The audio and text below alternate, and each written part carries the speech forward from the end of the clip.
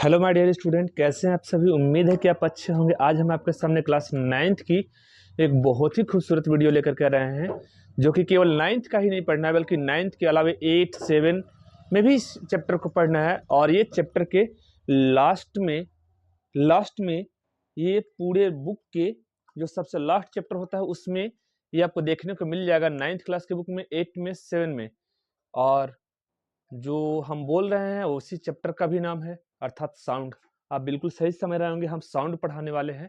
ठीक है, तो आइए हम साउंड को एक वन शॉट में, आप जितनी भी वीडियो प्यारे बच्चों आपको मेरी मिलेंगी वो आपको वन शॉट में कंप्लीट वीडियो मिलेंगी, या एक या दो वीडियो में। ठीक है, पार्ट 1 पार्ट 2 हो सकता है, लेकिन अब आपको कंप्लीट वीडियो मिलेंगी। ठीक है, तो अब आप आइए मेरे साथ साउंड के बारे में समझना स्टार्ट करते हैं। हम यहाँ पे क्लास 9th के लिए हम ये प्रॉपर वीडियो बना रहे हैं, लेकिन आप 8, 7 वाले भी बच्चे इस वीडियो को बेहतरीन रूप से एंजॉय ले सकते हैं। आइए, साउंड क्या होता है प्यारे बच्चों। साउंड एक प्रकार की एनर्जी होती है, और अगर ये एनर्जी होती है तो आपने कई बार ऐसा जूम करके देखा होगा कि साउंड जो है सो, ठीक है, साउंड से कितने बार लोग विचलित हो जाते हैं। साउंड से बहुत सारे लोगों को कभी कभी बहुत ज्यादा प्यार भी उमड़ता है, जैसे कि अगर उनका मन पसंदीदा गाना बजा दिया जाए। ठीक है, गाना बजा देने से, उनके मन पसंदीदा गाना बजा देने से, ठीक है, उनकी अंदर एक विशेष प्रकार की तरंगे उत्पन्न होती हैं, जिससे उनका चेहरा आप देखकर ही बता सकते हैं कि कितना उनके चेहरे पर इस गाने को सुन करके, कोई भी जो उनका पसंदीदा गाना होता है उनके चेहरे को मुस्कुराहट ला देता है। कई बार आप इस साउंड की एनर्जी को अगर आप देखना चाहते हैं तो आप अज्यूम कीजिए कि आप वैसे स्थान में आपका मकान है जहां पर आप जहां पे वायुयान जेट इंजन हमेशा बराबर है, ऐसे उड़ान भरती है। तो वहां पर क्या होता है कि अक्सर कांच की दीवारें टूट जाती है। इसका मतलब कि साउंड में बहुत बड़ी मात्रा में एनर्जी होती है। ठीक है, तो यहाँ पर हम अब धीरे धीरे हम अपने मुख्य टॉपिक पर आने जा रहे हैं कि साउंड का प्रोडक्शन कैसे होता है। तो साउंड का प्रोडक्शन होने के लिए सर जरूरी है माध्यम में कहीं भी वाइब्रेशन का होना, कंपन होना। अगर जब तक कंपन नहीं होता है तो साउंड की उत्पत्ति नहीं हो सकती है। साउंड की उत्पत्ति होने के लिए वाइब्रेशन का होना बहुत ज्यादा जरूरी है, कंपन। तो माध्यम में, जैसे आप स्कूल में बेल को जब बजाते हैं तो बेल को बजा एक बार मार करके छोड़ते हैं तो क्या होता है, बेल की जो लेयर्स होते हैं वो वाइब्रेट करता है और एयर के पार्टिकल्स को भी वाइब्रेट कर देता है, और वो धीरे धीरे एस्पिरेट होते चला जाता है। ठीक है, तो जैसे ही आप उस बेल को छूते हैं तो वाइब्रेशन समाप्त होती है। तो वाइब्रेशन समाप्त होने के साथ साथ क्या होता है कि उसका साउंड का प्रोडक्शन होना भी बंद हो जाता है। तो आपको बात समझ में आ गई होगी कि साउंड एक प्रकार की एनर्जी होता है और यह वाइब्रेशन वाले ऑब्जेक्ट से उत्पन्न होती है। मैं जो आपको बोल रहा हूं, यहाँ पर भी मेरे लेरिंग्स में क्या होता है कि लेरिंग्स में साउंड का प्रोडक्शन के लिए लेरिंग्स क्या करता है, लेरिंग्स जो है सो वाइब्रेट करता है, और इस वाइब्रेशन से साउंड की प्रोडक्शन होता है, साउंड की उत्पत्ति होती है। और जो मैं बोल रहा हूं उसमें लिप्स और लेरिंग्स, जो गले में वोकल कॉर्ड है, उसकी बहुत बड़ा रोल होता है। ठीक है, यहां से एक्चुअल में हवा निकल रही है, और हवा जो है सो लिप्स की मदद से साउंड में क्या हो जा रहा है, कन्वर्ट हो जा रहा है। ठीक है, ओके। जैसे अब हम आपके सामने कुछ बात करने जा रहे हैं, तो साउंड एक मैकेनिकल साउंड एक क्या है, साउंड एक प्रकार का जो वेव है वह एक मैकेनिकल वेव है। मैकेनिकल वेव इसलिए है, तरंग यांत्रिक तरंगे इसलिए है क्योंकि इनके संचरण के लिए माध्यम की आवश्यकता होती है, अर्थात साउंड के संचरण के लिए माध्यम की आवश्यकता होती है। लेकिन सभी प्रकार के साउंड के संचरण के लिए माध्यम की आवश्यकता नहीं होती है। साउंड का संचरण जो होता है प्यारे बच्चों, वह वेव के रूप में होता है, और वेव दो टाइप के होते हैं। ठीक है, एक होता है मैकेनिकल वेव, एक होता है इलेक्ट्रोमैग्नेटिक वेव। एक होता है मैकेनिकल वेव और एक होता है इलेक्ट्रोमैग्नेटिक वेव। मैकेनिकल वेव क्या होता है, जो किसी मैकेनिज्म मटेरियल के थ्रू क्या होता है, ट्रेवल करता है, उसे उसे क्या कहा जाता है, उसे मैकेनिकल वेव कहा जाता है। और जिस जो और वैसी तरंगे जिनके लिए कोई भी मटेरियल की जरूरत नहीं होती है, उन्हें नॉन मैकेनिकल वेव अर्थात उन्हें इलेक्ट्रोमैग्नेटिक वेव कहा जाता है। मैकेनिकल वेव दो टाइप के होते हैं, एक होता है लॉन्गिट्यूडनल वेव और एक होता है ट्रांसवर्स वेव। लॉन्गिट्यूडनल वेव क्या होता है, तो सर जी लॉन्गिट्यूडनल वेव वो वेव होता है, ठीक है, जो मीडियम के पार्टिकल्स और दी गई एनर्जी दोनों सेम डायरेक्शन में, अर्थात सेम डायरेक्शन में मूवमेंट करते हैं। मूवमेंट एक्चुअल में पार्टिकल्स वाइब्रेट करता है एक स्थान से, एक मिड पॉइंट ले लेते हैं, मिड पॉइंट से आगे जाता है, फिर पीछे आता है, फिर आगे जाता है, फिर पीछे आता है, ये वाइब्रेशन। तो इसी प्रकार से जो एनर्जी आगे जा रही है और जो पार्टिकल्स होता है वो सेम वे में क्या करते हैं, सेम वे में मूवमेंट करते हैं। ठीक है, तो इस टाइप के मोमेंट को बोला जाता है क्या चीज, इस टाइप के मोमेंट को बोला जाता है लॉन्गिट्यूडनल। और ट्रांसवर्स वेव, सर पानी में जो तरंगे बनती हैं वो ट्रांसवर्स वेव के उदाहरण है। जैसे आप पानी में स्टोन को मारे तो वो ऊपर नीचे बनना स्टार्ट हो गए, वो ट्रांसवर्स वेव हो गई, ठीक है। और जब ट्रांसवर्स वेव बनता है तो कुछ है जो आगे बढ़ता है, लेकिन पार्टिकल्स वहीं रहता है। पार्टिकल्स जो है सो अपनी एनर्जी पा करके वो पार्टिकल्स ऊपर जाता है, फिर नीचे आता है, फिर ऊपर जाता है, फिर नीचे आता है। तो एक्चुअल में होता क्या है पानी के अंदर के वेव के कि जब वो ऊपर जाता है तो फिर नीचे आता है, तो वह अपनी एनर्जी बगल वाले को दे देता है, फिर बगल वाला ऊपर और नीचे करने लगता है, फिर उसके बगल वाले ऊपर और नीचे करने लगते हैं। इस प्रकार से एनर्जी प्रोपोगेट करने लगता है, ठीक है। तो उम्मीद है कि ये बातें सारी आपको समझ में आ रही होंगी। साउंड का बहुत बड़ा उपयोग होता है, ठीक है। साउंड के उपयोग क्या-क्या होते हैं वो हम इस टॉपिक में जानने वाले हैं, ठीक है। तो जैसे साउंड का उपयोग सर ईसीजी, कार्डियोग्राफी में भी होता है, और साउंड का उपयोग जैसे बहुत बड़े-बड़े स्तर पे पुल और भवनों का निर्माण होता है, तो उसमें भी साउंड के परावर्तन का यूज़ किया जाता है। पराध्वनि तरंग को भेज करके और पता लगाया जाता है कि ब्लॉक्स या फिर कोई चीज़ है जो कहाँ से टूट गया है, ठीक है? उसको भी पता लगाया जाता है। और साउंड के परावर्तन का भी बहुत बड़ा उपयोग होता है सिनेमा घर में, ठीक है? सिनेमा घर की सोचिए कि दीवालें जो है सो कैसे बनाए जाते हैं? सिनेमा घर के जो छत होती हैं वह वक्राकार इसलिए बनाई जाती हैं, ताकि यहाँ से जो भी साउंड का प्रोडक्शन होता है वह चारों तरफ साउंड स्प्रेड हो जाए, और साउंड का, ठीक है? और साउंड चारों तरफ से बराबर रूप से फैल जाए, ठीक है? फैल सके। और भी साउंड का बहुत बड़ा उपयोग होता है, जैसे साउंड नेविगेशन, रेंगिंग में सोनार एक प्रकार का मशीन होता है जो समुद्र के अंदर जो कुछ मशीन या फिर समुद्र के अंदर में बड़े-बड़े चट्टानों को पता लगाने के लिए सोनार नामक एक मशीन होता है जो पराध्वनि तरंग उत्पन्न करती है। इनका यूज़ किया जाता है। तो उम्मीद है कि आपको सारी बातें समझ में आ रही होंगी धीरे-धीरे। अब हम धीरे-धीरे अपने टॉपिक पर आ रहे हैं। बहुत ज़बरदस्त ये क्लास होने वाली है। आप आइए मेरे साथ देखिए कि मैं क्या बताने जा रहा हूँ। साउंड।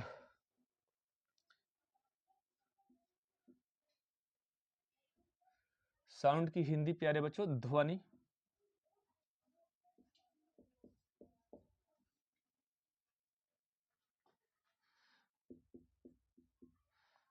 हम धीरे-धीरे कुछ पॉइंट्स लिखेंगे और उन पॉइंट्स को आप समझते चलिएगा, ठीक है?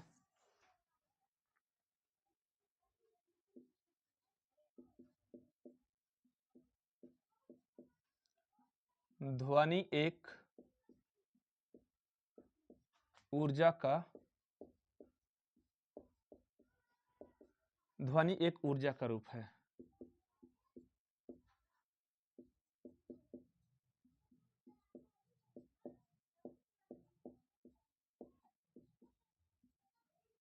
ध्वनि के संचरण के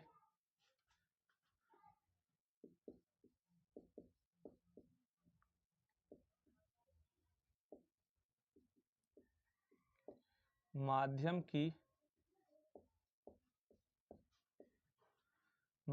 की आवश्यकता होती है। ध्वनि के संचरण के लिए माध्यम की आवश्यकता होती है। ध्वनि का उत्पादन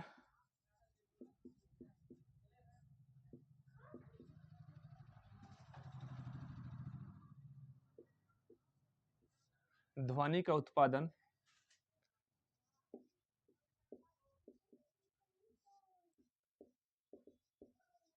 कंपमान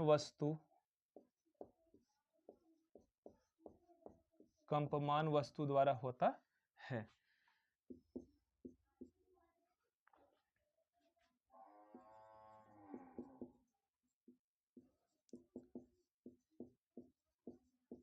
ध्वनि का संचरण के लिए ध्वनि के संचरण के लिए माध्यम का क्रमशः ठोस में सबसे अधिक, द्रव में थोड़ी कम और गैस में सबसे कम होती है। इस चीज को बखूबी याद रखें प्यारे बच्चों। ध्वनि सबसे ज्यादा ठोस में संचरण करती है, द्रव में उससे थोड़ी कम और गैस में सबसे कम, ठीक है।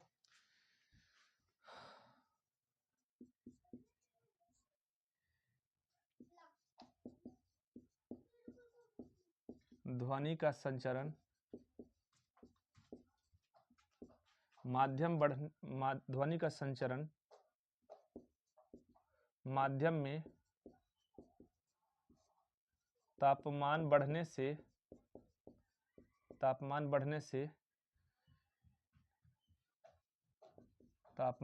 से ध्वनि की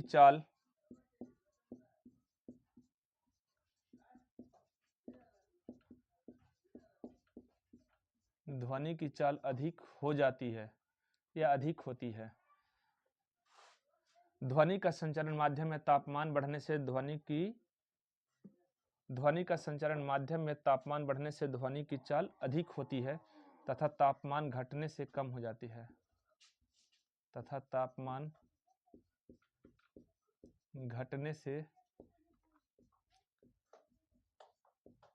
घटने से कम हो जाती है। ठीक है, अगर ध्यान से समझे इस बात को तो 0 डिग्री सेल्सियस पे ध्वनि, ठीक है, 0 डिग्री सेल्सियस पे जो ध्वनि है इसकी चाल जो है वह 331 मीटर पर सेकंड होती है। वहीं रूम टेम्परेचर 22 डिग्री पे, ठीक है, ध्वनि की चाल 344 मीटर पर सेकंड हो जाती है। इस चीज को याद रखें। देखिए यहाँ पर एक बहुत प्यारी सी बात कर रहे हैं प्यारे बच्चों कि ध्वनि की चाल ठोसों में अधिक होती है। इसका क्या मतलब है कि अगर मान लीजिए कि अगर आप रेल की पटरी पर कहीं अगर आप देखते हैं कभी कभी व्यक्ति को, तो वे कान लगा करके इस चीज को सुनते हैं कि ट्रेन किधर से आ रही है। ठीक है, तो इसके लिए वे क्या करते हैं कि कान लगा करके और पटरी को सुनते हैं। तो अपेक्षाकृत की ध्वनि की चाल वायु में थोड़ी स्लो होती है, थोड़ी ने बहुत ज्यादा स्लो होती है। ठीक है, कंपेयर टू जो पटरियों पर कान लगा करके सोते हैं। ठीक है, तब पटरी में जो है, पटरी सॉलिड का बना होता है, तो पटरी में बहुत तेजी से उसकी आवाज ट्रेवल करती है। ठीक है, तो प्यारे बच्चों कभी अगर आप ऐसा करना चाहो तो आप पटरियों पे सो ना जाना। ठीक है, वरना फिर मुसीबत में पड़ जाओगे, फिर आपको बटोरना भी पड़ सकता है, उठाना पड़ सकता है आपको। ठीक है, इसलिए प्यारे बच्चों ऐसा ना करना कभी भी। ठीक है, मतलब हम ये कहना चाहते हैं कि ठोस में ध्वनि की चाल अधिकतम होती है। क्यों अधिकतम होती है? क्योंकि मटेरियल यहाँ पे बहुत क्लोज है, तो क्लोज है तो उसको एनर्जी देना बहुत आसान होगा। यहाँ पे मटेरियल में द्रव जो है, ठीक है, वह थोड़ा दूर दूर है, तो इसके कंपैरिजन में यहाँ पे थोड़े ध्वनि की चाल स्लो होगी और यहाँ पे सबसे कम, क्योंकि गैस में मटेरियल जो मीडियम है वो थोड़ा दूर दूर है। ठीक है, तो इसको एनर्जी देना थोड़ा जैसा इसके कंपैरिजन में, इन दोनों के कंपैरिजन में थोड़ा टफ होगा। ठीक है, तो उम्मीद है कि आपको बातें समझ में आ रही होंगी कि ठोस में पार्टिकल्स बहुत क्लोज होते हैं तो सर ये एनर्जी को जल्दी ट्रांसफर कर देगा, इससे कम थोड़ा द्रव में और सबसे कम साउंड गैस में। लेकिन एक खास बात है, 0 डिग्री सेल्सियस पे 331 मीटर पर सेकंड और वहीं 22 डिग्री सेल्सियस पे साउंड ध्वनि की चाल 344 मीटर पर सेकंड होती है। तो यहाँ तक उम्मीद है कि आपको समझने में कोई दिक्कत ना हो रही होगी। ठीक है, तो अब हम प्यारे बच्चों थोड़ा आगे बढ़ते हैं। ठीक है, तो अगर हम कुछ बात करें, ठीक है,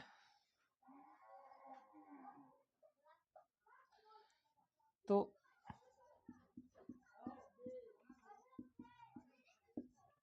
छोटे बच्चे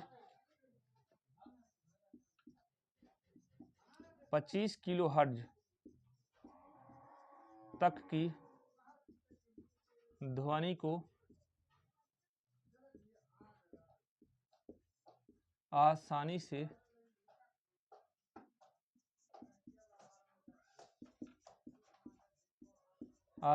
सुन सकते हैं। जबकि ये 25 किलो हर्ट्ज प्यारे बच्चों, ये जो 25 किलो हर्ट्ज है, ये जो ध्वनि है ये एक पराश्रव्य ध्वनि है, ये हमारे रेंज की ध्वनि नहीं है। लेकिन जैसे जैसे बच्चा एडल्ट होते जाता है, बड़ा होते जाता है, वैसे वैसे उसका कान जो है सो एक निश्चित ध्वनि को सुनने के लिए सफिशिएंट हो जाता है। परंतु वयस्क होने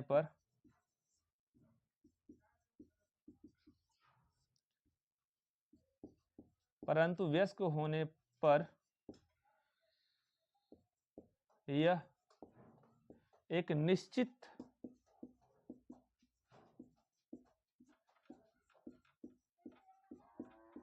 सीमा की ध्वनि के लिए सुग्राही होते हैं।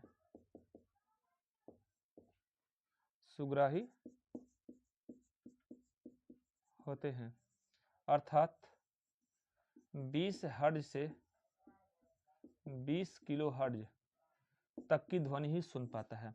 मतलब अगर 5 साल से कम उम्र के बच्चा है तो वह 25 किलो हर्ट्ज की भी ध्वनि सुन सकता है, परंतु जैसे जैसे वह बड़ा होगा तो उसके सुनने के जो सुग्राही कैपेसिटी होगा वह एक निश्चित मात्रा की ध्वनि को ही सुन पाएगा, 20 हर्ट्ज से 20 किलो हर्ट्ज तक की ध्वनि को सुन पाएगा। ठीक है, तो ये छोटे छोटे कुछ आपके टॉपिक हैं।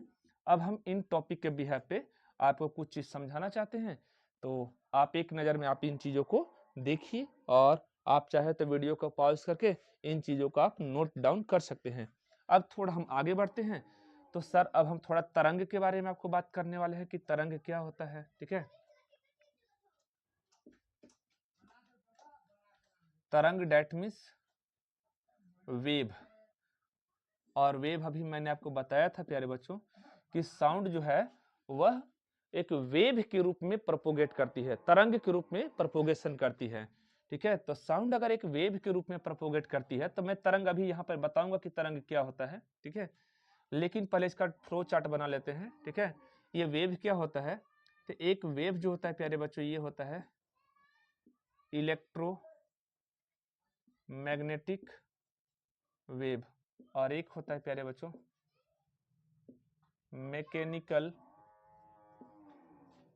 Mechanical wave. इसको बोला जाता है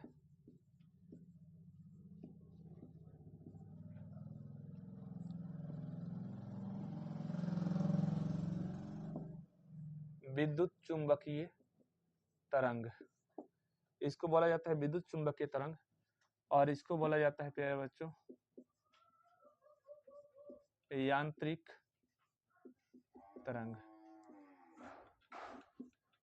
ये यांत्रिक तरंग दो टाइप के होते हैं। ठीक है, ये यांत्रिक तरंग दो टाइप के होते हैं। पहला जो होता है वो होता है प्यारे बच्चों लॉन्गिट्यूडनल वेव। लॉन्गिट्यूडनल वेव इसको बोला जाता है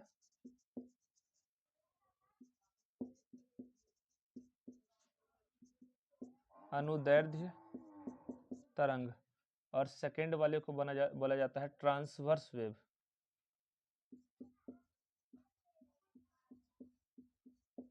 ट्रांसवर्स वेव इसे बोला जाता है अनुप्रस्थ तरंग। अनुप्रस्थ तरंग। ठीक है, अब लॉन्गिट्यूडनल वेव के बारे में अगर हम देखें तो लॉन्गिट्यूडनल वेव हम इधर बताएंगे और अनुप्रस्थ वेव भी इधर बताएंगे। विद्युत चुंबकीय तरंग क्या होता है पहले आप इसे समझ आइए। ठीक है, विद्युत चुंबकीय तरंग जो होता है, ठीक है,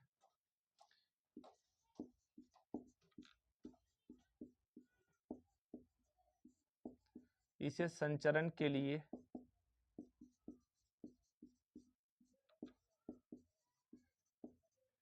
किसी माध्यम की आवश्यकता नहीं होती है, किसी माध्यम की आवश्यकता नहीं होती है। यह सबसे अधिक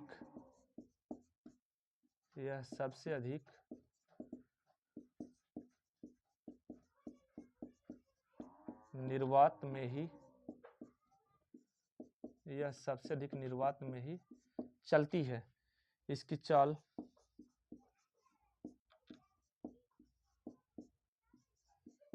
3 × 10⁸ मीटर प्रति सेकेंड होती है। इसकी चाल 3 × 10⁸ मीटर पर सेकेंड होती है। ठीक है, यह सबसे फास्टेस्ट निर्वात में चलती है। देखिए यांत्रिक तरंग क्या होती है, मैंने जब लेक्चर बता रहा था तो उस समय भी मैंने बताया था कि इसे चलने के लिए माध्यम की आवश्यकता होती है, इसीलिए इसे यांत्रिक तरंग कहा जाता है। ठीक है, तो इसमें मीडियम जरूरी होता है। ठीक है, तो मैं इसे इधर मैंने वॉश करके और बता रहा हूँ। ठीक है, तो आप थोड़ा सा देखें, मैं इसे वॉश कर दे रहा हूँ।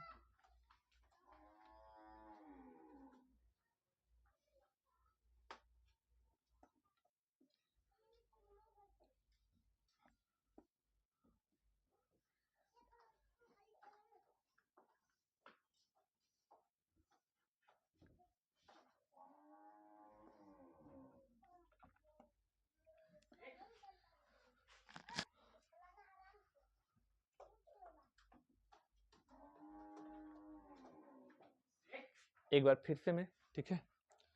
वेव प्यारे बच्चों क्या होता है, माध्यम में एक जो डिस्टरबेंस क्रिएट होता है उसी को तरंग बोला जाता है।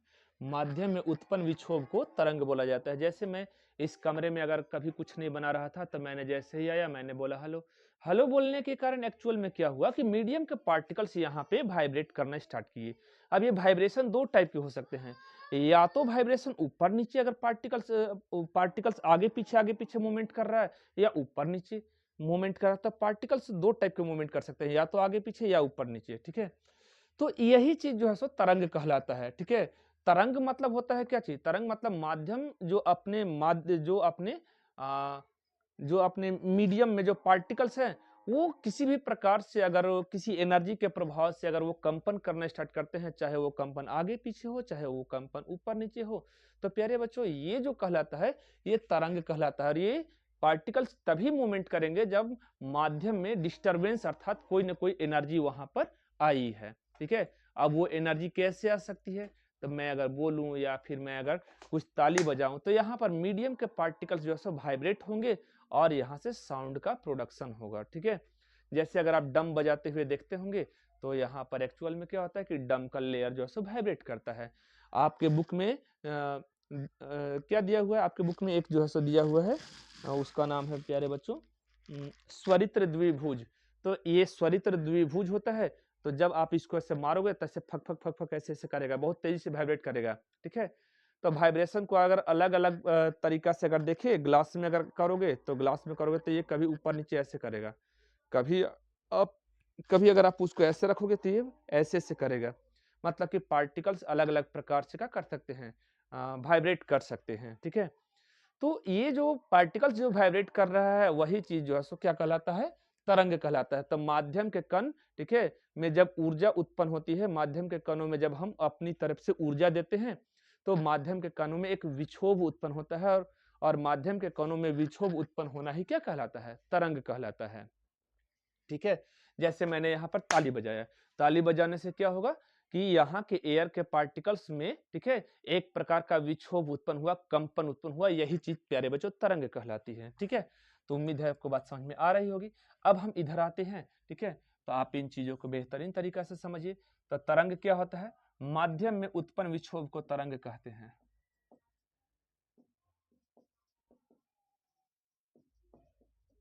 माध्यम में उत्पन्न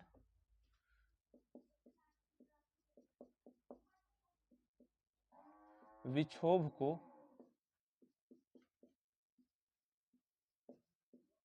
तरंग कहते हैं। माध्यम में उत्पन्न विक्षोभ को तरंग कहते हैं। अच्छा प्यारे बच्चों, माध्यम में उत्पन्न विक्षोभ को तरंग कहते हैं। यहाँ पर अब इसके बारे में थोड़ी सी हम यहाँ पर जानकारी थोड़ा और आपको दे देते हैं, ठीक है। तो यांत्रिक तरंगे क्या होती हैं, इन्हें संचरण के लिए माध्यम की आवश्यकता होती है। यांत्रिक तरंग मैकेनिकल वेव यहाँ पर बतला रहे हैं।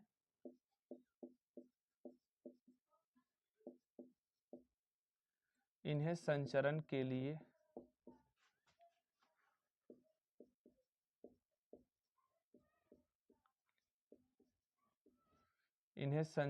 लिए माध्यम की आवश्यकता होती है।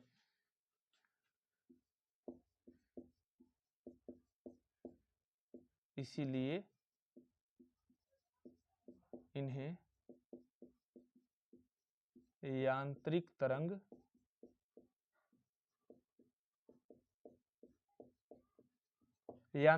कहा जाता है, ठीक है। अब इन्हें इसलिए यांत्रिक तरंग कहा जाता है, ठीक है।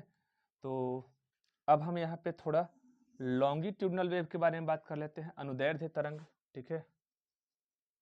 लॉन्गिट्यूडनल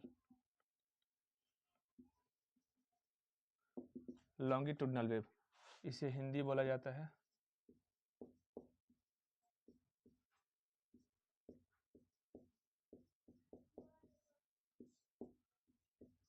अनुदैर्ध्य तरंग, ठीक है।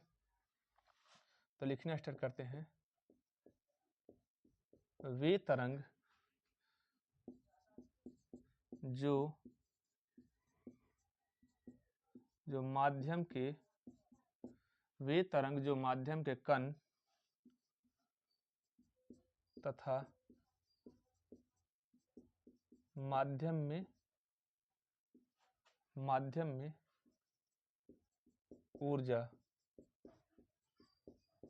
दोनों समान या समान न करके समानांतर रूप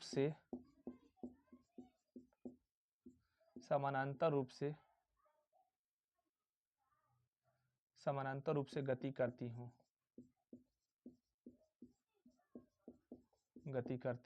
हैं।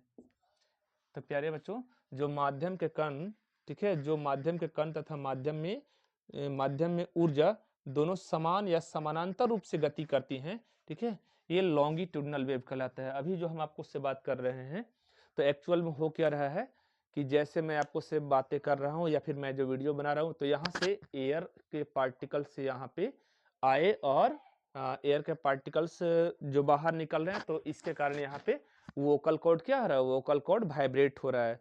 तो वोकल कॉर्ड के वाइब्रेट होने के कारण यहाँ पर लिप्सिंग ऊट का मूवमेंट होने से यहाँ पे कुछ उच्चारण शब्दों का हो पा रहा है, ठीक है। तो एक्चुअल में यहाँ पे हो क्या रहा है कि यहाँ पे एयर के पार्टिकल्स जो अंदर से जो एनर्जी निकल रहा है, वो एयर के पार्टिकल्स को वाइब्रेट कर रहा है। तो कुछ है जो एनर्जी मेरे कैमरे की तरफ जा रही है, ठीक है, या मेरे मोबाइल सेल फोन की तरफ जा रही है, और जो एनर्जी इस प्रोपोगेशन दिशा में जा रही है, जो एक फिक्स पर्टिकुलर डायरेक्शन में जा रही है, तो सेम उसी डायरेक्शन में यहाँ पे मीडियम के पार्टिकल्स भी गति कर रहे हैं। गति करना मतलब यहाँ पर कंपन से है, ठीक है। गति करना मतलब ये नहीं है कि मीडियम के पार्टिकल्स जो है सो एनर्जी को लेके आगे चला जा रहा है, ऐसा नहीं है। जैसे अपने बगल वाले जैसे मैं अगर कुछ बोला, जैसे मैंने बोला सेल फोन, तो सेल फोन बोलने के कारण क्या हुआ कि यहाँ से जो एनर्जी निकलती है वह एयर के पार्टिकल जो सराउंडिंग में जो हमारे आसपास जो एयर है उनको वाइब्रेट किया। अब ये वाइब्रेशन थोड़ा आगे गया, फिर ये आगे गया, फिर ये आगे गया, मतलब एनर्जी आगे चलते जाता है और सेम उसी डायरेक्शन में ये क्या करते हैं, ये मीडियम के पार्टिकल्स वाइब्रेट करते हैं, ठीक है। वाइब्रेशन करने का अर्थ ये है कि वे एक स्थान से आगे पीछे गति करते हैं, वे खुद आगे नहीं जाते हैं, ठीक है, याद रख लीजिएगा। जाने वाली चीज आपको जो महसूस हो रही है वो एनर्जी आगे जाती है, पार्टिकल्स आगे नहीं जाते हैं। पार्टिकल्स केवल अपनी एनर्जी बगल वाले में ट्रांसफर करते हैं। तो उम्मीद है कि ये बातें समझ में आ गई होंगी। जैसे अगर मैं आपको से यहाँ से मैं एक साउंड का प्रोडक्शन कर देता हूँ। ये एक स्पीकर है, ठीक है, और स्पीकर में अगर साउंड का प्रोडक्शन हो रहा है तो देखिए ये साउंड कैसे आगे जाती है। मैं आपको बहुत एक डायग्राम बना करके बतला रहा हूँ, ठीक है। तो प्यारे बच्चों, ये स्पीकर जो है, ठीक है, एक कंप्रेशन हो गया। एयर के जहां पे क्लोज पार्टिकल्स जैसे अगर कभी आपको डीजे बजती है तो वो आगे ला करके आपको कुछ साउंड झटका मारता है, ठीक है। तो एक्चुअल में क्या होता है कि वो एयर का उच्च दाब वाला क्षेत्र होता है, उसको कंप्रेशन बोलते हैं, और कंप्रेशन को संपीड़न बोलते हैं। हम लोग कंप्रेशन को बोलते हैं संपीड़न बोलते हैं। और जैसे एयर का पार्टिकल आगे गया, कंप्रेस किया, तो फिर वो अपने मेन पॉइंट पे आएगा, अपने फिर पीछे आएगा, बैक एंड फोर्थ, ठीक है, आगे पीछे मूवमेंट करता है, तो फिर वो पीछे आएगा। तो जैसे ही वो आगे जाकर के पुश करता है, तो ये जो है सो अपनी एनर्जी को ये बगल वाले में ट्रांसफर कर देता है। तो जैसे ये कंप्रेस हुआ, ये आगे बढ़ेगा और फिर ये पीछे आ जाएगा, ठीक है। तो आगे गया तो इसमें अपनी एनर्जी को ट्रांसफर कर देता है। सबसे पहले कंप्रेशन हुआ मान लेते हैं, फिर यहाँ पे रेयरफेक्शन होगा। रेयरफेक्शन का मतलब होता है विरलन, रेयरफेक्शन का मतलब होता है विरलन। फिर एयर का यहाँ पे close close close close very close, ठीक है। यहाँ पे वायु का उच्च दाब का क्षेत्र बनेगा, तो वायु के उच्च दाब के क्षेत्र को प्यारे बच्चों बोलते हैं संपीड़न। वायु के उच्च दाब के क्षेत्र को संपीड़न बोलते हैं। और फिर बनेगा विरलन, वायु के निम्न दाब का क्षेत्र, इसको विरलन बोलते हैं। फिर वायु के उच्च दाब का क्षेत्र बनेगा, फिर वायु के उच्च दाब का क्षेत्र बनेगा, इसको हम लोग बोलते हैं कंप्रेशन। तब compression rarefaction, compression rarefaction, compression rarefaction, ऐसे करते हुए एनर्जी जो है सो ये वेव के फॉर्म में जा रही है। इस वेव को दिखाने का प्यारे बच्चों मेरे पास एक और तरीका है। हम ऐसे भी तो कह सकते हैं कि सर जी यहाँ से मान लेते हैं कि साउंड का प्रोडक्शन हुआ, अब ये एक बार ऊपर गई, मैं इसे कंप्रेशन कह दे रहा हूँ, ये नीचे आई, इसको मैं रेयरफेक्शन बोल दे रहा हूँ, फिर ये ऊपर गई, फिर ये नीचे। एक्चुअल में अगर बहुत सारे लोग कहते हैं कि ये जो है, ठीक है, ये तरंग है, एक्चुअल में तरंग ये भी नहीं है, ठीक है। तरंग को दिखाने का एक पैटर्न है, तरीका है, ठीक है। तरंग को दिखाने का एक तरीका है कि ये वायु का उच्च दाब का क्षेत्र बतला रहा है, ये वायु का निम्न दाब का क्षेत्र। क्या एक्चुअल में उच्च दाब का क्षेत्र यहाँ पर अचानक क्रिएट हो गया था? तो ना प्यारे बच्चों, ये देखो, ये देखो, ये धीरे धीरे धीरे धीरे बढ़ रही है, ये धीरे धीरे बढ़ रही है, और अब ये उच्च दाब का क्षेत्र कम हो रहा है, और फिर धीरे धीरे निम्न दाब का क्षेत्र यहाँ पर बनना स्टार्ट होगा, ठीक है। तो ये चीज आपको बता रहा है कि कंप्रेशन रेयरफेक्शन होते होते ये प्रोपोगेट करते हुए आगे बढ़ रही है, ठीक है। तो प्यारे बच्चों, उम्मीद है कि आपको लॉन्गिट्यूडनल वेव समझ में आ गया होगा कि जो हम बात कर रहे हैं, डीजे साउंड बजता है, वो एक प्रकार का क्या है, अनुदैर्ध्य तरंग है, अनुदैर्ध्य तरंग है। और ये अनुदैर्ध्य तरंगे कैसी तरंगे हैं? यांत्रिक तरंगे हैं, ये प्यारे बच्चों यांत्रिक तरंगे हैं। उम्मीद है कि आपको ये चीज बहुत बढ़िया से समझ में आ रही होंगी प्यारे बच्चों। आप वीडियो को एंजॉय कीजिए, ठीक है। और आपको सप्ताह में कम से कम 2 या 3 वीडियो प्रॉपर मिल ही जाएंगे, ठीक है। अभी कुछ प्रॉब्लम चल रही है, सर्दी का मौसम है, फीवर वगैरह जुकाम वगैरह आते रह रहा है, तो थोड़ी डिस्टर्बेंस चल रहा है, ठीक है, डिस्टर्ब चल रहा है, ठीक है। तो उम्मीद है कि लॉन्गिट्यूडनल वेव क्या होता है ये आपको समझ में आ गया होगा। लॉन्गिट्यूडनल वेव क्या होता है? तो वे तरंग जो माध्यम के कण तथा माध्यम में ऊर्जा दोनों समानांतर रूप से गति करते हैं, उन्हें क्या कहा जाता है? अनुदैर्ध्य तरंग कहा जाता है। अब प्यारे बच्चों, हम ट्रांसवर्स वेव के बारे में इधर कुछ बात कर लेते हैं, ठीक है। तो ट्रांसवर्स वेव, आप इसे मैं मिटा दे रहा हूं। देखिए, विद्युत चुंबकीय तरंग क्या होता है, इसमें ऑल टाइप्स ऑफ रेडिएशन आ जाते हैं।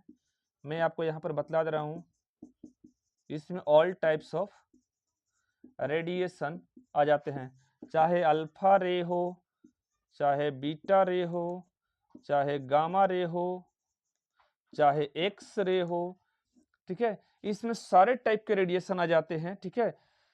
तो प्यारे बच्चों, इसमें इस रेडिएशन को चलने के लिए आप समझिए कि किसी भी चीज के कोई मीडियम की आवश्यकता नहीं होती है। लेकिन बाकी अगर इधर सारे साउंड के बारे में अगर हम बात करें तो इसमें बिना मटेरियल, देखिए मैकेनिकल वेव क्या होता है, बिना मटेरियल के ये गति नहीं कर सकते हैं, ठीक है। बिना मटेरियल के ये गति नहीं कर सकते हैं। सपोज कीजिए कि अगर मेरा ये वीडियो जो आप देख रहे हैं, ठीक है, वो कहीं मार्स, जुपिटर या फिर मून पर से ये मेरा वीडियो शूट हो रहा होता, तो क्या आप समझ रहे हैं कि मेरी आवाज आप सुन पाते? नहीं, कि लिप के मोमेंट आप सुन पाते, ठीक है। हम कुछ ऐसे बोलते तो फिर आपको ये आवाज यहाँ से निकल रही है ना, वो यहाँ पे मटेरियल होगा तभी वो आगे जाएगा, मटेरियल नहीं होगा तो फिर नहीं जाएगा, ठीक है। तो केवल आप मेरा लिप का मोमेंट देखते और आप कुछ को साउंड सुनाई नहीं पड़ता, ठीक है। तो उम्मीद है कि इसीलिए यहाँ पर बेलजार ट्यूब का आपके बुक में एक एक्सपेरिमेंट दिया गया है, ठीक है। तो बेलजार ट्यूब वाला एक्सपेरिमेंट आपको बुक में ये क्लास 6, 7, 7, 8 सब में मिल जाएंगे, ठीक है। तो मैं इसे मिटा रहा हूँ। तो अब हमको ट्रांसवर्स वेव भी बताना है, ठीक है। तो आइए ट्रांसवर्स वेव आपको समझा रहे हैं कि ये ट्रांसवर्स वेव क्या होते हैं, ठीक है।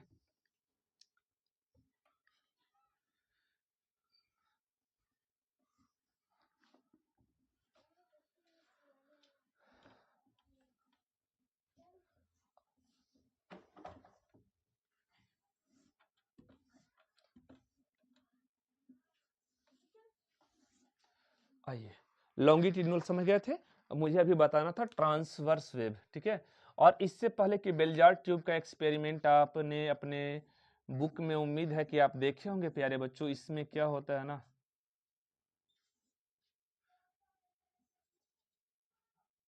ठीक है। तो इसमें अगर यहाँ पे एयर है तो यहाँ पे एयर है, तो यहाँ पे ईयर है। जैसे ये साउंड का प्रोडक्शन होगा, तो साउंड का प्रोडक्शन होगा तो साउंड आपको यहाँ पे सुनाई देगी, ठीक है, साउंड सुनाई देगी, ठीक है। लेकिन जैसे ही मैं यहाँ पे एक वैक्यूम क्रिएट कर दूं, ठीक है, और वैक्यूम क्रिएट करके यहाँ पे मैं एक लगा दूं वैक्यूम पंप। ये वैक्यूम पंप क्या होता है, मैं उस पर बात कर ले रहा हूँ। इसको बोला जाता है हवा निकासी पंप। तो जैसे ही हवा निकासी पंप द्वारा अगर मैं इसके टोटल एयर को अगर मैं यहाँ से बाहर कर दूं, तो क्या अब यहाँ से एयर को मैं आउट कर दिया, एयर यहाँ से आउट हो गया, एयर यहाँ से बाहर चले गए, तो यहाँ पे ईयर अगर आपके पास कान यहाँ पे है, तो क्या अब ये ध्वनि आपको सुनाई पड़ेगी? तो नहीं, अब आपको ये ध्वनि सुनाई नहीं पड़ेगी। क्योंकि जब तक यहाँ पे एयर अर्थात मटेरियल था, माध्यम था, तब तक तो वो ध्वनि आपको सुनाई पड़ रही थी। लेकिन जैसे ही मैंने यहाँ से एयर को वैक्यूम पंप, हवा निकासी पंप से जैसे ही मैंने यहाँ से हवा को निकाल दिया, तब क्या ये साउंड आपको सुनाई देगी? तो आपका आंसर होगा नहीं। ठीक है, तो उम्मीद है कि ये बातें समझ में आ रही होंगी। बेलजार ट्यूब की मदद से आपको ये बताया गया है आपके बुक में, ठीक है, कि एयर एक जो मीडियम तैयार करता है वह साउंड को प्रोपोगेशन के लिए जरूरी है। लेकिन इस बात को कतई याद रखें, ठीक है, इस बात को कतई ऐसा ना समझे कि ये जो मीडियम है ये साउंड को आगे ले जाने में मदद करता है। ये साउंड को आगे ले जाने में मदद नहीं करता है, बल्कि ये अपने माध्यम में एनर्जी को एक पार्टिकल से दूसरे पार्टिकल्स को ये ट्रांसफर करता है। ठीक है, ये आगे ले जाने में मदद नहीं करता है। ये वाइब्रेशन होता है ताकि ये आगे जाकर के बगल वाले को दे सके। ठीक है, एनर्जी बगल वाले को दे सके। मुझे बताना था प्यारे बच्चों ट्रांसवर्स वेव। ठीक है, तो आइए ट्रांसवर्स वेव आपको समझा रहे हैं। ठीक है,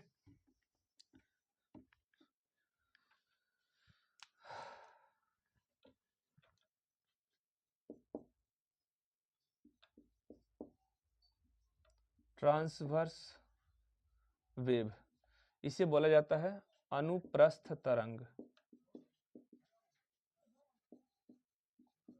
अब ये अनुप्रस्थ तरंग क्या होता है? ठीक है, तो आप सपोज कीजिए कि अगर आप एक गिटार की स्ट्रिंग को लेकर के छोड़ते हैं तो क्या उसका जो लेयर्स है, उसका जो स्ट्रिंग है वो ऐसे वाइब्रेट करेगी, ऐसे।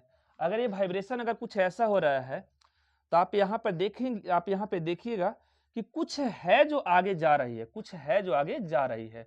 तो प्यारे बच्चों, जो आगे जा रही है वो तो एनर्जी आगे जा रही है, वो एनर्जी आगे जा रही है। अब पार्टिकल्स एक बार कहाँ गया? पार्टिकल्स एक बार ऊपर गया, फिर पार्टिकल्स कहाँ आ रहा है? नीचे। स्ट्रिंग एक बार ऊपर गया, स्ट्रिंग एक बार कहाँ आ रहा है? नीचे आ रही है। तो एनर्जी और पार्टिकल्स के बीच में कितना डिग्री एंगल बन रहा है? 90 डिग्री। ठीक है, तब यहां पर हम लोगों ने नया डिफिनेशन बना दिया अनुप्रस्थ तरंग के लिए। जैसे समुद्र में अगर कभी या फिर एक शांत तालाब में पानी जैसे मारते हैं तो पानी ऊपर जाता है, फिर नीचे, फिर ऊपर, फिर नीचे, ऐसे लहरा टाइप पे बनता है। ठीक है, तो लहरा टाइप पे जो बनता है, इस स्थिति में क्या होता है कि पानी ऊपर जाता है, फिर पानी नीचे जाता है। ऐसा होने से ये बगल वाले पानी को अपना अपना एनर्जी ट्रांसफर कर देता है, फिर वो ऊपर और फिर वो नीचे, फिर ये अपने स्थान पे ही रहते हैं। ऐसा लगता होगा कि आपको कुछ है जो आगे जा रहा है। प्यारे बच्चों, जो जाने वाली चीज है वो एनर्जी है। पानी जो है, पानी का कण जो है, पानी का पार्टिकल्स, वो ऊपर गया फिर नीचे आ गया, वो अपने मूल स्थान पे है, लेकिन वो एनर्जी आगे जा रहा है, पानी आगे नहीं जाती है। ठीक है, तो यहाँ पर पार्टिकल्स है, तो हम यहाँ पे अब अनुप्रस्थ तरंग के हम आपको डिफिनेशन लिख रहे हैं। ठीक है, वे तरंग जिनमें माध्यम के कण वे तरंग जिनमें माध्यम के कण तथा ऊर्जा के बीच 90 डिग्री या 90 अंश का कोण बनता हो तो उसे अनुप्रस्थ तरंग कहते हैं।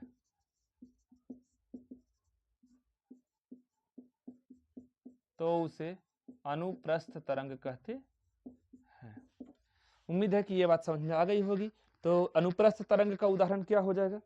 तो अनुप्रस्थ तरंग का उदाहरण हो जाएगा समुद्र के अंदर का तरंग, समुद्र के तरंग या पानी का तरंग। ठीक है, रस्सियों को झटकारते हैं, रस्सी को लेकर के रस्सी को झटकारते हैं तो ये जो ऐसे ऐसे क्रिएट हो रहा है। ठीक है, रस्सियों में कौन सा तरंग उत्पन्न होता है? तो रस्सियों में सर जी तरंग उत्पन्न होता है। वो तरंग कौन सा होता है? वो तरंग अनुप्रस्थ तरंग होता है। अच्छा प्यारे बच्चों, एक स्लंकी वाला आपके बुक में दिया हुआ है कि स्लंकी एक गोल गोल गोल गोल बैंगल्स टाइप एक रिंग टाइप होता है, जब उसको ऐसे मारते हो तो वो कौन सा तरंग उत्पन्न करता है? प्लीज आप हमको बताइएगा।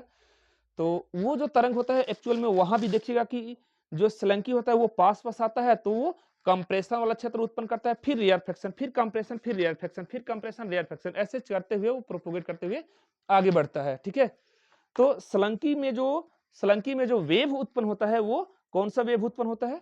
तो स्लंकी में जो वेव उत्पन्न होता है वो वेव है लॉन्गिट्यूडनल वेव। ठीक है, तो अब हम थोड़ा आगे बढ़ रहे हैं। ठीक है, अब आप धीरे धीरे सारी बातें समझ में आ गया होगा। ठीक है, कि अब हम लोग साउंड के कुछ पैरामीटर्स के बारे में बात करने वाले हैं, क्योंकि अगर आपको इन पैरामीटर्स को समझिएगा तभी आपको से सवाल और न्यूमेरिकल्स इसके बनेंगे। तो हम वेव पैरामीटर्स के बारे में अब बात करने वाले हैं। ठीक है, कि ये वेव पैरामीटर्स क्या होते हैं। अब आइए इस पर बात विचार करते हैं।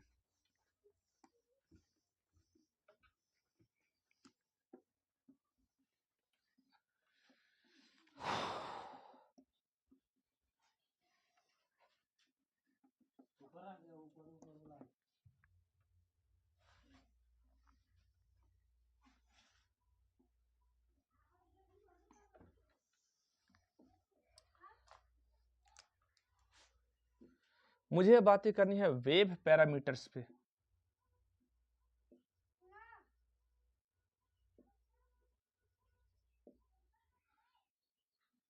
ये वेव पैरामीटर्स में कुछ टर्म आते हैं जो आपको तरंगों को समझने में बहुत ज़्यादा मदद करेंगे, तो उन टर्म्स पे हम आपको बात कर रहे हैं।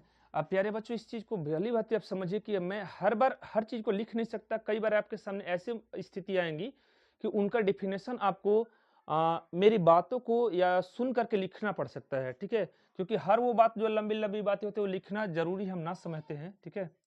तो आइए हम कुछ टर्म्स पे बात कर लेते हैं जिन पे हमें बात विचार इस टॉपिक के अंदर करना बहुत ज़्यादा इम्पोर्टेंट है, ठीक है। तो सबसे पहला हम बात करने वाले हैं वेव पैरामीटर्स में। वेव पैरामीटर्स क्या होता है? पैरामीटर्स मतलब कि मापन, वेव को मापने का क्या चीज, वेव को मापने का यूनिट। जैसे अगर आपको दूरी मापना है तो दूरी मापने के लिए मीटर का यूज कर सकते हैं, किलोमीटर का यूज कर सकते हैं, लीटर का तो यूज नहीं कर सकते हैं ना, ठीक है। तो उसी प्रकार से अगर वेव को मापना है तो सबसे पहले हम बात करेंगे फ्रीक्वेंसी। फ्रीक्वेंसी, फ्रीक्वेंसी का हिंदी होता है प्यारे बच्चों आयाम। आयाम, आवृत्ति। फ्रीक्वेंसी का हिंदी होता है आवृत्ति। अब ये आवृत्ति क्या होती है वो समझिए आप इधर।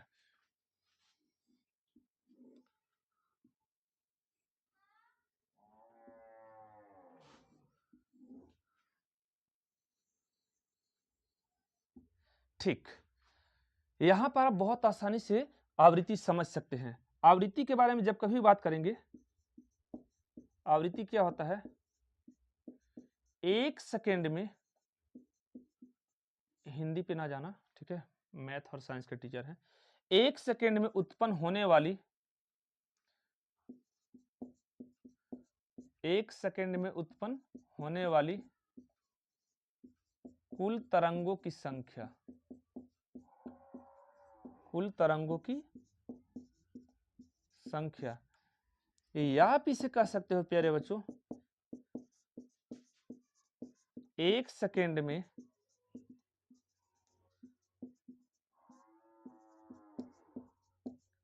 एक सेकेंड में उत्पन्न होने वाली, एक सेकेंड में उत्पन्न होने वाली कुल कंपनों की संख्या, कुल कंपनों की संख्या, ठीक है। ये दोनों सेम ही टर्म है, मैं इसलिए ऐसा सेम टर्म कह रहा हूं माय डियर स्टूडेंट, ठीक है, क्योंकि एक सेकेंड में जितनी बार कंपन होगी ना उतनी ही तरंग बनेगी। जैसे एक तरंग किसको कहते हैं? यहां से स्टार्ट हुआ, यहां पर एंड हुआ, ये एक पूर्ण तरंग बन गया। यहां से यहां, ये एक तरंग कंप्लीट हुआ। तो एक सेकेंड में, क्योंकि ये एक बार ऊपर गया एक बार नीचे आया, इसका मतलब यही तो हुआ कि वो एक बार आगे गया एक बार कहां आया, पीछे आया, बस और क्या, ठीक है। लेकिन यहां पर आपको कुछ टर्म्स के बारे में जानकारी तो याद रखना ही है, साथ ही साथ मुझे इस बात को भी प्यारे बच्चों याद रखना है ना, ठीक है। इस बात को भी याद रखना है कि यहां पर ऊपर वाले क्षेत्र को बोला जाता है श्रृंग, और नीचे वाले जो घाटी होती है उसे बोला जाता है गर्त। गर्त मतलब होता है घाटी, ठीक है। ऊपर वाले क्षेत्र को श्रृंग, नीचे वाले क्षेत्र को गर्त, ठीक है। अब आप बताइए कि इन दोनों में से किसकी आवृत्ति ज्यादा है? ये दोनों में एक सेकेंड में उत्पन्न दो वेव को मैंने यहां पर बनाया है, ठीक है। तो जाहिर सी बात है कि सर एक सेकंड में यहां पर ज्यादा बार ऊपर नीचे गया है, ठीक है, ज्यादा कुल कंप्लीट तरंग बनाई है, यहां पर कम। तो अर्थात फ्रीक्वेंसी यहां पर, ठीक है, फ्रीक्वेंसी यहां पर इसकी ज्यादा है और इसकी फ्रीक्वेंसी कंपेयर टू इसके कम है, ठीक है। इसकी फ्रीक्वेंसी ज्यादा है, इसकी फ्रीक्वेंसी कम है। क्यों ऐसा बोल रहे हैं? क्योंकि एक सेकंड में यहाँ पर कम बार वाइब्रेशन हुआ है तो कम तरंगे बनी है ना, और एक सेकंड में यहाँ पर ज्यादा बार वाइब्रेशन हुआ तो यहाँ पर एक सेकंड में ज्यादा बार वाइब्रेशन हुआ तो यहाँ पर ज्यादा तरंगे उत्पन्न हुई है। बस इतनी सी बात है। आप सीधी सीधी बोल सकते हैं आवृत्ति के बारे में क्या थी, ठीक है, कि एक सेकंड में उत्पन्न कुल कंपनों की संख्या को क्या बोला जाता है? आवृत्ति बोला जाता है, ठीक है। और आवृत्ति से कुछ खतरनाक बातें और याद रख लेंगे। आवृत्ति को हम लोग न्यूज से सूचित करते हैं या एफ से सूचित करते हैं, ठीक है। आवृत्ति को न्यू से या एफ से सूचित किया जाता है। ठीक है, ओके। अब आवृत्ति समझ गए, तो एक बहुत प्यारा टर्म मुझे समझना बहुत ज्यादा जरूरी है। आवृत्ति के बाद एक बहुत प्यारा टॉपिक आता है, आवृत्ति के बाद आता है एक टर्म आता है आवर्तकाल, जिसको बोला जाता है प्यारे बच्चों टाइम पीरियड। ठीक है, टाइम पीरियड दैट मीन्स आवर्तकाल, टाइम पीरियड दैट मीन्स आवर्तकाल। अब ये आवर्तकाल क्या होता है? ठीक है, तो देखियो आप यहीं पे आवर्तकाल। ठीक है, तो एक पूर्ण दोलन में लिए गए समय,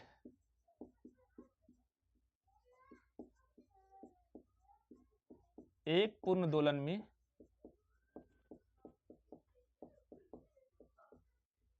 लिए गए समय को, एक पूर्ण दोलन में लिए गए समय को आवर्तकाल कहते हैं। एक पूर्ण दोलन में एक बार आगे गया एक बार पीछे आया, तो एक बार ऊपर जाएगी तरंग, एक बार नीचे आएगी। ठीक है, ये कंप्लीट तरंग बन गया। तो एक पूर्ण दोलन में लिए गए क्या बोलते हैं, एक पूर्ण दोलन में लिए गए समय को आवर्तकाल कहते हैं। ठीक है, तो आवर्तकाल का SI मात्रक क्या होता है? इसे बड़ा कैपिटल T से सूचित किया जाता है, इसे कैपिटल T से सूचित किया जाता है, और इसका मात्रक टाइम का मात्रक क्या होता है बताइए? सेकंड होता है। ठीक है, तो आवृत्ति इज इक्वल टू क्या होता है? फ्रीक्वेंसी, या इसको बोला जाता है एफ। ठीक है, इज इक्वल टू 1/में टाइम पीरियड होता है। तो new is equal to 1/T होता है। फ्रीक्वेंसी इज इक्वल टू होता है 1/में आवर्तकाल, फ्रीक्वेंसी इज इक्वल टू 1/में आवर्तकाल होता है। ठीक है, उम्मीद है कि ये आपको फॉर्मूला आगे काम भी करेगा। तो मैंने इस दो टर्म को अभी इसलिए समझा दिया। ठीक है, जैसे अगर हम यहाँ पे बात करें, ठीक है, कि 20 सेकेंड में मैं इन दोनों का एक रिलेशन भी होता है, तो उसी रिलेशन पे एक नया फॉर्मूला जन्म लेता है कि फ्रीक्वेंसी इज इक्वल टू वो क्या होता है? 1/T होता है। ठीक है, तो फ्रीक्वेंसी को न्यू से भी डिनोट करते हैं, तो आपके बुक में लिखा हुआ है new is equal to 1/T। ठीक है, तो new is equal to 1/T क्यों लिखा गया है? ठीक है, तो आवृत्ति क्या होता है? आप खुद सोचिए, आवृत्ति होता है 1 सेकंड में उत्पन्न कुल तरंगों की संख्या। तो सपोज कर लीजिए कि 5 सेकंड में 20 कुल तरंग बना है, तो 1 सेकंड में कितना? 1 सेकंड में 1/20 करोगे, और 1/20 करोगे तो डेट मीन्स क्या चीज? 1/20 करोगे डेट मीन्स क्या चीज? आवर्तकाल के बारे में बात कर रहे हैं कि एक पूर्ण दोलन में लिए गए समय। ठीक है, तो आवर्तकाल क्या होता है? बेसिकली आवर्तकाल होता है, ठीक है, कि एक पूर्ण दोलन में लिए गए समय को आवर्तकाल कहा जाता है। ठीक है, तो फ्रीक्वेंसी इज इक्वल टू क्या होता है? 1/में आवर्तकाल। ठीक है, आवृत्ति इज इक्वल टू 1/में आवर्तकाल या दोलनों की कुल संख्या। ठीक है, ठीक है, तो आवृत्ति और आवर्तकाल को मैंने एक साथ यहाँ पर बता दिया है। यहाँ पर एक नई फॉर्मूला का जनरेट होता है new is equal to 1/T। इस फॉर्मूला को हम लोग याद रखेंगे, तो जब कभी भी पढ़ें तो याद रखें आवृत्ति और आवर्तकाल को एक साथ पढ़ लेना है, आवृत्ति और आवर्तकाल को एक साथ पढ़ेंगे। ठीक है, उसके बाद अब हम लोग आगे बढ़ेंगे, आवृत्ति आवर्तकाल को एक साथ पढ़ने के बाद अब हम बढ़ेंगे नए टर्म, जिसका नाम है, मैं इसे मिटा दे रहा हूं,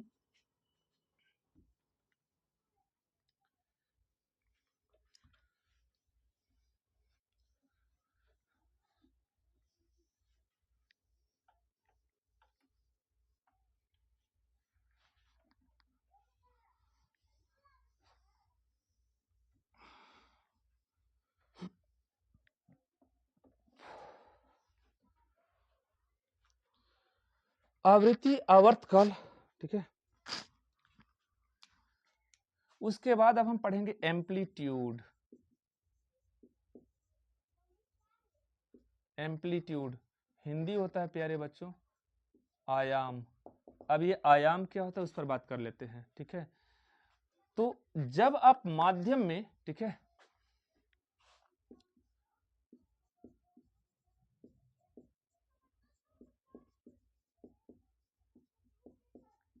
माध्यम के कणों का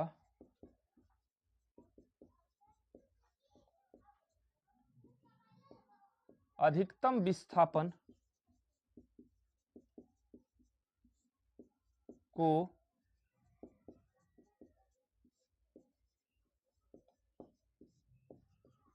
आयाम कहते हैं। जैसे मैं अगर यहाँ पे धीरे धीरे ऐसे पटक रहा हूं कोई भी चीज, ठीक है, तो धीरे धीरे पटक रहे हैं तो एयर के पार्टिकल धीरे धीरे क्या होगा, धीरे धीरे वाइब्रेट करेगा। लेकिन मैं अगर तेज साउंड वाला पटकूं या फिर अगर मैं तेज ताली बजाऊं तो एयर के पार्टिकल दूर दूर वाइब्रेट करेगा, दूर दूर वाइब्रेट करेगा। तो वही यहां पर बोल रहा है कि माध्यम के कणों का अधिकतम विस्थापन को आयाम कहते हैं। ठीक है, तो माध्यम के कणों का अधिकतम विस्थापन को आयाम कहते हैं। तो देख लीजिए ये यहाँ मीन पॉइंट से कितना अधिक ऊंचाई तक जा रहा है।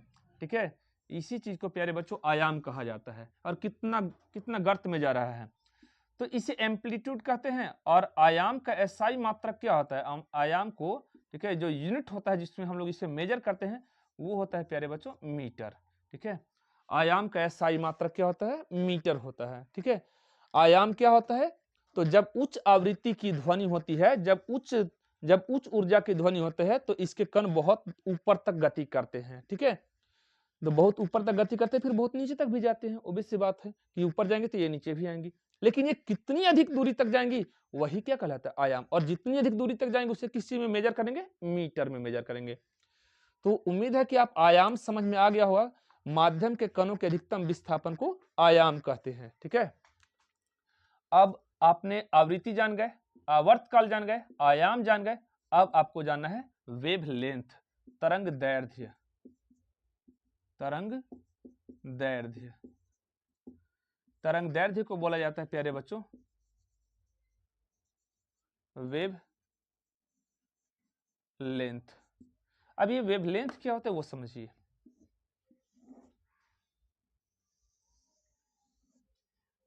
जैसे एक तरंग यहां से स्टार्ट हो रहा है, यहां पर एंड कर रहा है, तो एक तरंग के बीच की कंप्लीट डिस्टेंस को वेव लेंथ कहते हैं। ठीक है, एक तरंग के पूर्ण, एक तरंग द्वारा एक तरंग बनने में जो कुल दूरी तय किया गया है उसे वेवलेंथ कहते हैं। और वेवलेंथ को एक लेटर होता है लेमडा द्वारा सूचित किया जाता है। वेवलेंथ को लेमडा द्वारा डिनोट किया जाता है, या बहुत सारे लोग इसको डेफिनेशन बतलाते हैं। ठीक है, कि डेफिनेशन ये बतलाते हैं कि दो क्रमागत श्रृंगों के बीच की दूरी को क्या कहते हैं। जैसे एक क्रमागत श्रृंग यहाँ है, श्रृंग ऊपर वाले चोटी को बोला जाता है, तो एक चोटी से दूसरे चोटी, ठीक है, के बीच की दूरी को, तो ये दूरी यहां से यहां तक की दूरी और ये दूरी और ये दूरी, दोनों ही दूरियां आपस में बराबर हैं। तो इसे लिखेंगे कैसे, ठीक है, दो तरंग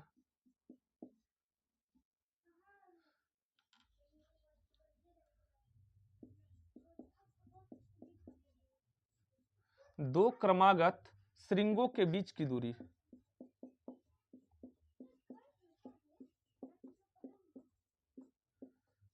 दो क्रमागत श्रृंगों के बीच की दूरी को, दो क्रमागत श्रृंगों के बीच की दूरी को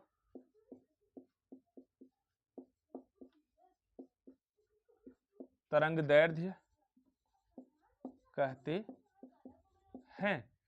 दो क्रमागत श्रृंगों के बीच की दूरी को तरंग दैर्ध्य कहा जाता है। ठीक है, इसे लेमडा द्वारा सूचित किया जाता है। सर इसे नापेंगे क्या चीज में, मेजर क्या में करेंगे, तो मेजर किया जाता है माय डियर स्टूडेंट मीटर में। ठीक है, बस। ठीक है, अब थोड़ा हम लोग आगे बढ़ जाते हैं।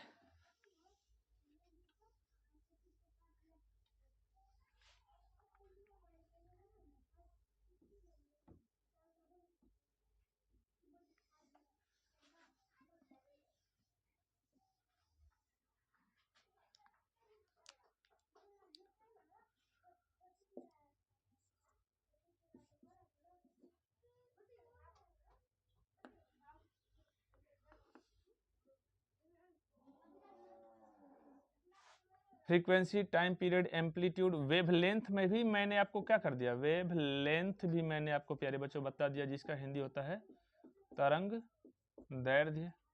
अभी अभी मैंने बताया तरंग दैर्ध्य।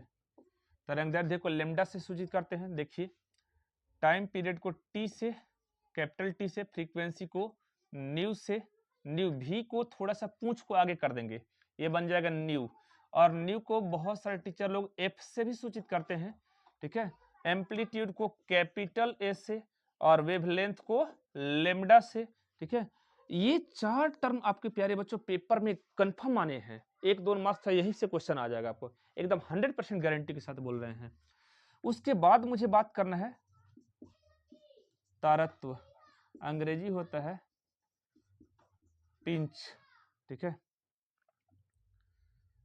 तारत्व हो गया। उसके बाद एक टर्म आता है प्रबलता,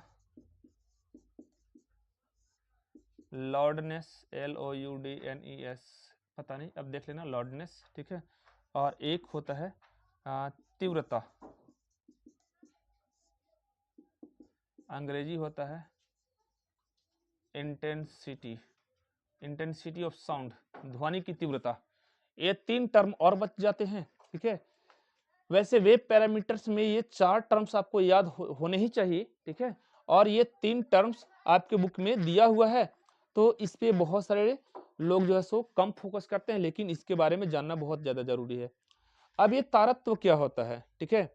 तो तारत्व ध्वनि का एक विशेष गुण है जो मोटे ध्वनि और पतले ध्वनियों को पहचानने में मदद करता है। जैसे एक लड़का का साउंड हो गया, एक लड़की का साउंड हो गया, ठीक है, इसे पहचानने में मदद करता है, ठीक है।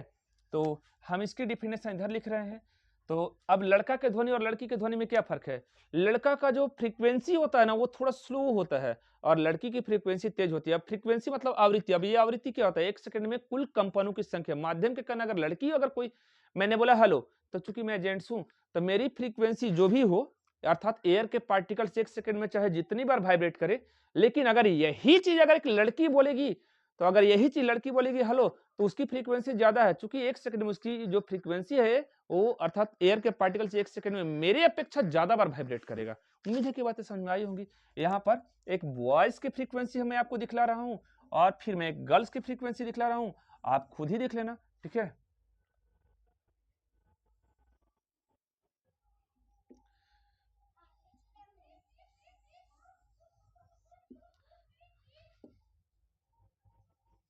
ये वॉइस फ्रीक्वेंसी और ये गर्ल्स फ्रीक्वेंसी, ठीक है। दोनों में क्या डिफरेंस है? गर्ल्स की फ्रीक्वेंसी, ठीक है, ज्यादा है। केवल एक ही साउंड को एक वॉइस बोल रहा है और एक ही साउंड को एक गर्ल्स बोल रहा है, तो दोनों में क्या अंतर है? जो वॉइस का साउंड होता है उसकी फ्रीक्वेंसी थोड़ी स्लो है, थोड़ी नहीं बहुत ज्यादा स्लो है। और मैं जब गर्ल्स की फ्रीक्वेंसी को मैंने स्टडी किया तो मैंने पाया कि इनकी फ्रीक्वेंसी वही साउंड के लिए, वही टोन के लिए, ठीक है, ये फ्रीक्वेंसी अलग है, ठीक है। तो उम्मीद है कि अब हम, आप तारत्व तो समझ गए होंगे कि तारत्व तो निर्भर करता है किस पर? फ्रीक्वेंसी पर, ठीक है। तो लिखते हैं ध्वनि का वह गुण जो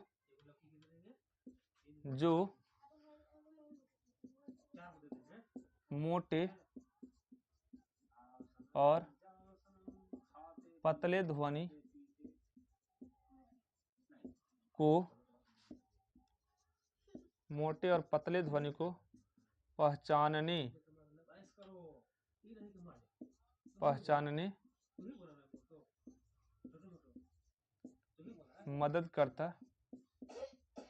पहचानने में मदद करता है। कह रहे कि ध्वनि का वह गुण जो मोटे और पतले ध्वनि को पहचानने में मदद करता है, और यह किस पर निर्भर करता है? फ्रीक्वेंसी पर। और यह आवृत्ति पर निर्भर करता है।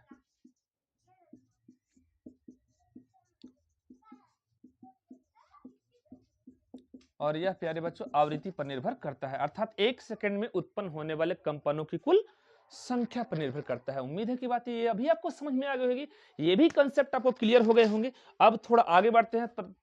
तारत्व हो गया, प्रबलता आ जाते हैं। अब ये, हाँ, तो तारत्व हो गया, ठीक है। प्रबलता पे आ जाते हैं। प्रबलता,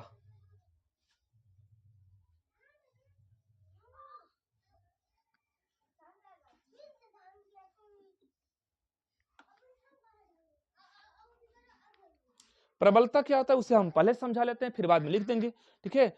जैसे अगर आप थोड़ा सा अगर ऐसे ताली बजा रहे हैं तो साउंड की रेट हो रहा है, तो यहाँ पे अगर देखिए तो थोड़ा सा बजा रहे हैं तो लो फ्रीक्वेंसी वाला साउंड बन रहा है, अर्थात एयर के पार्टिकल थोड़ा दूर दूर ज्यादा दूर दूर ना जा रहे हैं, ठीक है। लेकिन अगर तेज साउंड मैंने अगर ऐसे ताली मारा तो एक्चुअल में एयर के पार्टिकल्स दूर दूर ऐसे जा रहे हैं। इसका मतलब ये हुआ, ठीक है, कि प्रबलता जो डिपेंड करता है वो आयाम पे डिपेंड करता है। प्रबलता किस पे डिपेंड करता है? आयाम पे। तो प्रबल ध्वनि का आयाम अधिक होता है और दुर्बल ध्वनि का आयाम कम होता है, ठीक है। बस यही चीज यहां पे लिखने वाले हैं। जैसे मैंने बोला हेलो, हेलो बोलने का, ठीक है, ये रहा हेलो साउंड। मैंने बोला स्लो, मैंने बोला हेलो, दोनों में अंतर है। उम्मीद है कि बातें समझ में आई होंगी। ये मैंने जब हेलो बोला तो उसका वेव ही ऐसा बन रहा है, ठीक है, ऐसा बन रहा है वेव। तो उम्मीद है कि दोनों में अंतर आपको समझ में आ गई होंगी, ठीक है। तो अब मैं प्रबलता को यहां पे कैसे लिखूंगा वो समझा रहे हैं, ठीक है।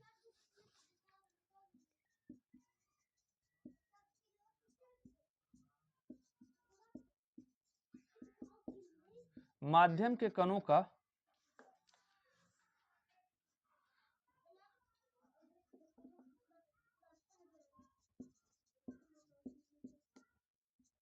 अधिकतम विस्थापन यह बतलाता है कि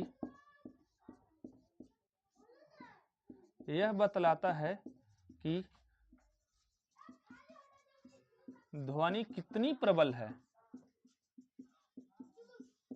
ध्वनि कितनी प्रबल है। माध्यम के कणों का अधिकतम विस्थापन यह बताता है कि ध्वनि कितनी प्रबल है, ठीक है।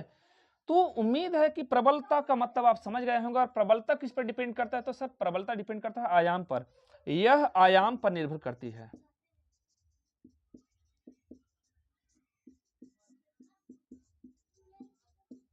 यह आयाम पर निर्भर करती है।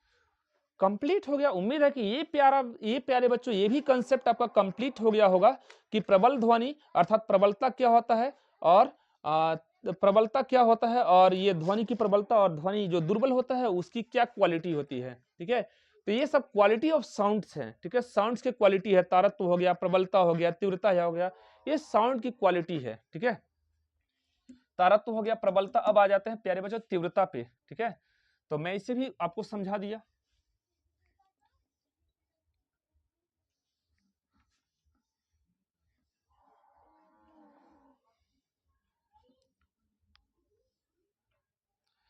एक टॉपिक लास्ट का बच जाता है तीव्रता।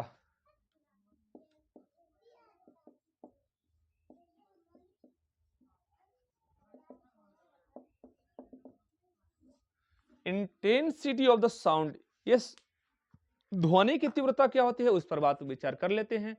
सपोज कीजिए कि मैं अगर यहाँ पे केवल एक साउंड बॉक्स को या एक स्पीकर को मैं यहाँ पे बजा रखा हूं, तो मेरे कानों में जो पर यूनिट टाइम में जो पर यूनिट टाइम में एक विशेष क्षेत्र में जो कानों में जो साउंड आ रही है, वह जो भी आ रही है XYZ वो मुझे मालूम नहीं है। लेकिन अगर उसके कंपेरिजन में अगर मैं यहाँ पे 10 और भी साउंड बॉक्स रख करके बजा दूं, तो एक निश्चित टाइम में, वही सर्टेन टाइम में, अब जो साउंड की इंटेंसिटी एनर्जी जो आ रही है वो पहले की अपेक्षा ज्यादा आने स्टार्ट हो जाएगी, ठीक है। तो प्यारे बच्चों मैं कहना ये चाहता हूं कि कोई एनर्जी एक निश्चित क्षेत्र में, ठीक है, कम टाइम में ज्यादा अगर एनर्जी आ रही है तो वह कहलाती है इंटेंसिटी ऑफ द साउंड, ठीक है, साउंड की तीव्रता कहलाती है, ठीक है। तो अब हम ठीक है लिखना स्टार्ट करते हैं। इसके लिए कोई डायग्राम नहीं बनाने की जरूरत है, बस ये समझने वाली चीज है कि तीव्रता क्या होती है।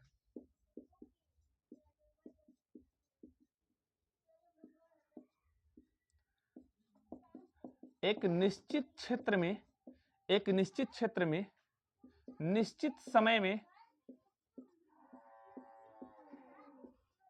निश्चित समय में, निश्चित समय में, निश्चित समय में ऊर्जा की अधिक मात्रा,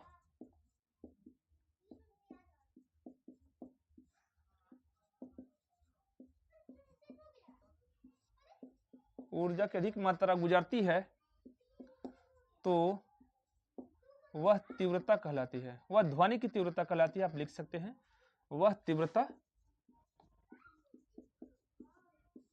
कहलाती है। जैसे ठीक है, कोई एनर्जी है और पर यूनिट टाइम में ठीक है एक निश्चित क्षेत्र में आ रही है, ठीक है, कोई एनर्जी है जो पर यूनिट टाइम में निश्चित क्षेत्र में आ रही है, तो अब आप बताइए इंटेंसिटी क्या होती है। ठीक है, इंटेंसिटी को आई से लिखते हैं। अब intensity is equal to energy upon time, ये होता है भाई energy upon time, that means ये होता है पावर, ठीक है, और ये हो गया एरिया। ठीक है, पावर का यूनिट होता है प्यारे बच्चों वाट, पावर का यूनिट होता है वाट, WATT वाट, और एरिया का यूनिट होता है metre square. So intensity is equal to होता है वाट, मीटर को ऊपर डाल दो, ठीक है, तो मीटर -2। ठीक है, उम्मीद है कि बातें आपको समझ में आ गई होंगी। अब ये वाट का जो यूनिट आ रहा है ये कैसे आ रहा है, ठीक है, तो आप समझिए एनर्जी अपॉन टाइम को पावर बोला जाता है। ठीक है, पावर बोला जाता है। शक्ति, शक्ति क्या होती है, ठीक है, तो आप इसके बारे में हम जब टॉपिक बतलाएंगे, ठीक है, पढ़ाएंगे, तो वहां पर आपको मैं इसके बारे में जानकारी दे दूंगा। ठीक है, कि ये शक्ति क्या होती है, ठीक है, कार्य, ठीक है, ये भी एक प्रकार का क्या होता है, एनर्जी अपॉन टाइम। ठीक है, और एक यहाँ पे एक और टर्म आता है प्यारे बच्चों, वर्क अपॉन टाइम।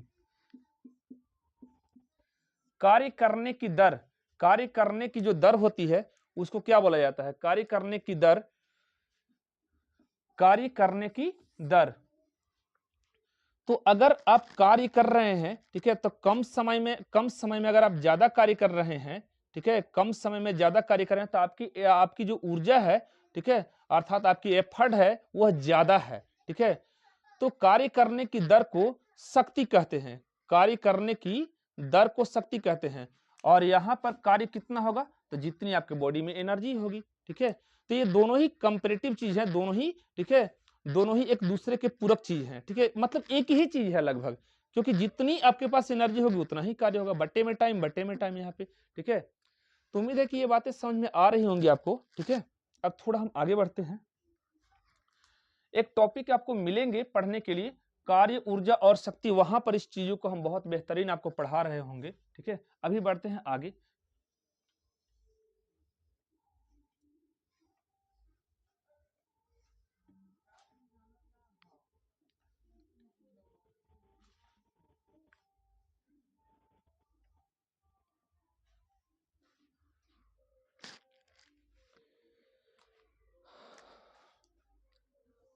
अब ये सब सारे के सारे टॉपिक खत्म हो गए हैं। ठीक है, अब हमारे पास केवल ध्वनि के बारे में, ठीक है, ध्वनि के अब एक बहुत प्यारा टॉपिक आता है, उस टॉपिक का नाम है, ठीक है, मैं आपको बता रहा हूं,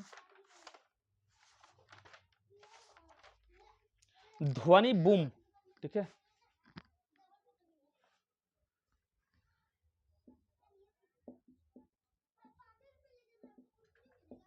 ध्वनि बूम। तो प्यारे बच्चों ये ध्वनि बूम क्या होता है वो समझा रहे हैं। अगर कोई साउंड ध्वनि की चाल से बहुत तेज गति से अगर चलती है तो उसे ध्वनि बूम कहा जाता है। ठीक है, जैसे बुलेट ट्रेन की आवाज, जब शुरुआत बार बुलेट ट्रेन का निर्माण हुआ था तो बुलेट ट्रेन की आवाज इतनी ज्यादा थी, ठीक है, कि स्टेशन के आसपास के कांच की खिड़कियां टूट जाती थी। ठीक है, एक जेट इंजन की तरह बहुत तेज साउंड प्रोड्यूस करता था, तो उसकी जो साउंड होती थी वह ध्वनि की जो ओरिजिनल 344 मीटर पर सेकंड होती है उससे कई गुना ज्यादा चलती थी। तो इस टाइप के साउंड को बोला जाता है प्यारे बच्चों ध्वनि बूम। ठीक है, ये जेट इंजन वगैरह में, ठीक है, या पराध्वनि साउंड ये बहुत ज्यादा उत्पन्न करती है, जिससे कांच की खिड़कियां कई बार टूट जाती हैं। साउंड को मेजर करने के लिए साउंड को मेजर करने के लिए डेसिबल, ठीक है, मेजर करने के लिए जो यूनिट होती है उसे डेसिबल कहा जाता है। डेसिबल में हम लोग मेजर करते हैं। ठीक है, तो ध्वनि बूम क्या होता है ये आप समझ गए होंगे कि ध्वनि बूम क्या होता है, कि अगर कोई साउंड की स्पीड से, ठीक है, अगर कोई ध्वनि की चाल से अगर गति करता है तो ठीक है, लेकिन अगर उससे ज्यादा तेज गति से अगर गति कर रही है, ठीक है, जिससे कि आपको कानों में बहुत तेज दर्द उत्पन्न होने लगता है, तो इस टाइप के साउंड को ध्वनि बूम कहा जाता है। ये जेट इंजन, ठीक है, या फिर रॉकेट जब छूटता है तो उस टाइप के साउंड प्रोड्यूस होता है, तो उसे ध्वनि बूम कहा जाता है। अब यहाँ पे ध्वनि बूम मैंने पढ़ा दिया, लेकिन एक बहुत प्यारा सा कंसेप्ट होता है, ये कंसेप्ट मैंने नहीं बताया है, तो ये कंसेप्ट पेपर में पूछे जाते हैं। इसका नाम है मैं आपको बता दे रहा हूँ। किसी ध्वनि तरंग के तरंगदैर्ध्य, आवृत्ति और वेग में संबंध बतलाइए। तरंगदैर्ध्य, आवृत्ति तथा वेग में क्या संबंध है?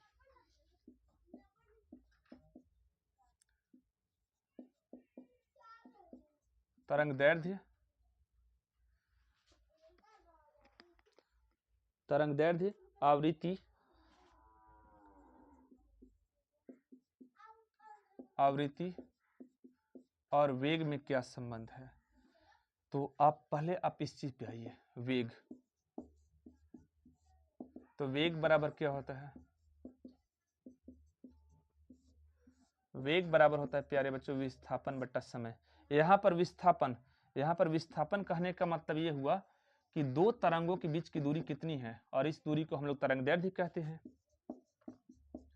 तो वेग बराबर तरंगदैर्ध्य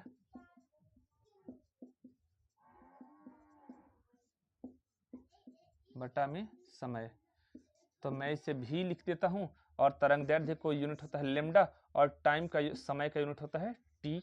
ठीक है, तो v is equal to lambda, और t को मैं अलग लिख दे रहा हूँ 1/t। और 1/t चूंकि आप जान रहे थे कि v is equal to 1/t क्या होता है, v is equal to 1/t जो प्यारे बच्चों होता है वो होता है आवृत्ति। ठीक है, sorry, v is equal to 1/t नहीं, new is equal to 1/t। ये मैंने इसी वीडियो में बता करके रखा है, प्लीज देखिए। तो v is equal to lambda into में हो जाएगा nu. So my dear student, v is equal to formula हो जाएगा nu, v is equal to हो जाएगा न्यू और lambda, v is equal to nu lambda. बस खत्म हो गई।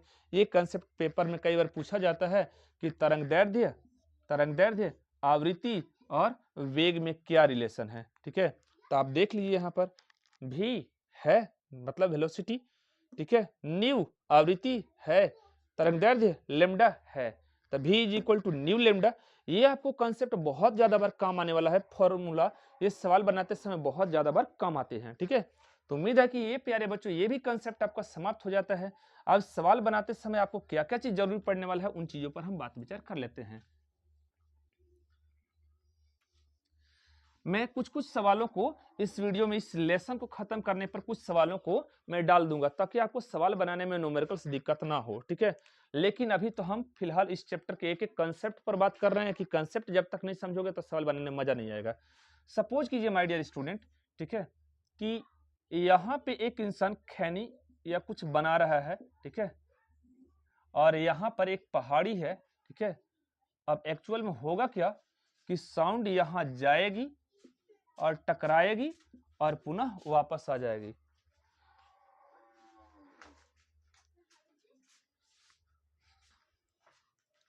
तो साउंड यहां जाएगी, टकराएगी और पुनः वापस आ जाएगी।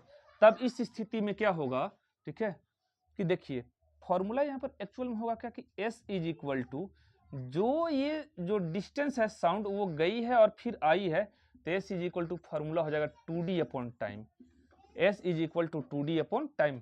तो अब आप याद रख लीजिए कि जब कभी भी पराध्वनि वाला जब केस आ जाए, ठीक है, और साउंड टकरा करके और फिर वापस आ जाए, ठीक है, तो जितने भी प्रकार के यहाँ पर परावर्तन से संबंधित जब कभी भी क्वेश्चन आएंगे, ठीक है, तो हम लोग S is equal to 2D upon T का यूज करेंगे। ठीक है, अब यहाँ पे सोनार वाले केस में भी क्या होता है वो भी बता रहे हैं।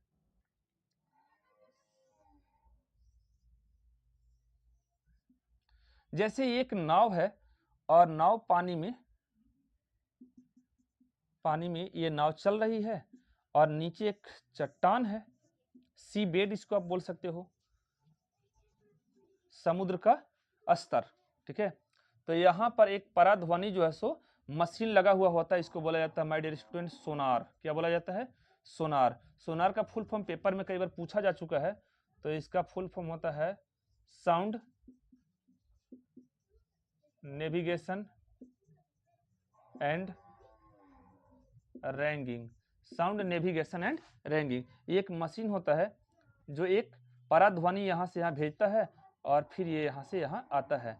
तो आपको कुछ बातें यहाँ पर याद रख लेना होगा कि समुद्र के जल में जब इसकी ध्वनि की जो चाल होती है, sound speed of sound speed of sound जो होता है वो होता है 1531 मीटर पर सेकेंड ध्वनि की चाल होती है, ठीक है।